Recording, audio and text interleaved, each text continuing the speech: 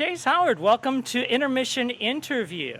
This is your first season with the Stephen Foster story, correct? Yes, sir. And tell us a little bit about yourself. Where are you from? I'm from Louisville, Kentucky, born and raised.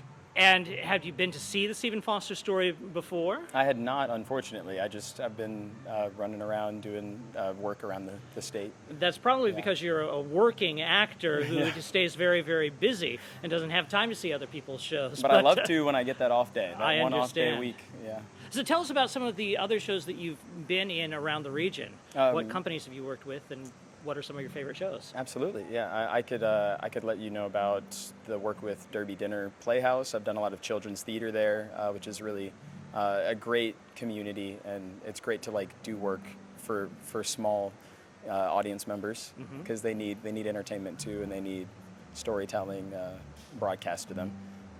But I've done Don't Let the Pigeon Drive the Bus, which was a really fun play based on a Mo Willems book. Okay. And I got to puppeteer on stage in an Avenue Q-esque way for kids. It was very interesting. Neat. And you've had experience with Kentucky Shakespeare as Absolutely, well, right? yes, yeah. I've done the last 3 spring tours that they've had, and it's been a blast every time. I did Hamlet was the first one, and then I did Midsummer Night's Dream, and then we did the one that we don't say in a theater. Sure. But it's been great every I'll time. put the title up on Yeah. the screen so you'll know what Yeah. we're talking about.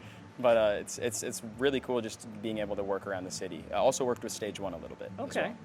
Now, just as a performer, what sort of different approach do you take to shows like the Stephen Foster story and The Sound of Music as opposed to something like a Shakespeare production or even a children's production? What are some of the differences, I suppose? Yeah, I think that a lot of the differences there would be just the target audience, because this is both of these plays that we're doing we're lucky enough to have 2 historical plays happening concurrently, and I think that's really, really interesting to explore history while we're in the era with smartphones and instant information, but to be able to go back and portray a time that a lot of us either weren't here for or were very small for. Those that are around for The Sound of Music. No one's around from Stephen Foster, I hope. That's true. But that's true. it's interesting to be able to explore that on stage and the character work for Shakespeare.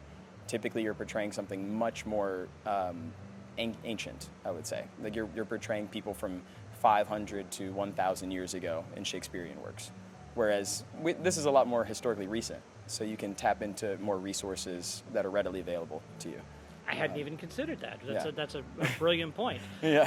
What are your favorite musical songs from both Sound of Music and the Stephen Foster story? Well, Stephen Foster, that one's easy. Shanghai Chicken. Yeah, we love the Shanghai Chicken. That part is probably one of my favorite spots to do in the show.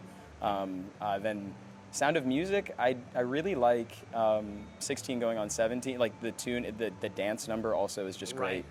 Right.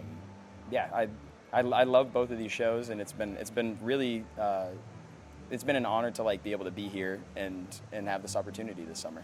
Well, you have some nice little features as a member of the quartet who comes out and sings some of Stephen's songs. Was there any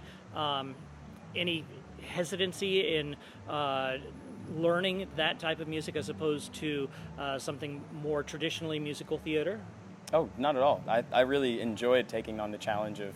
I have a background in a cappella, actually. I was in an a cappella group in high school, and we went to the Kettering, Ohio festival, and we met all these, a cappella groups back when Pitch Perfect was big, of course. Okay. But we did a couple kind of barbershop arrangements of pop music at the time, and it was cool to explore that. The way that you have to actively listen a lot more than if there's just a couple more people. A couple more people help that blend, but if it's just 3 or 4 people, you're really relying on each other.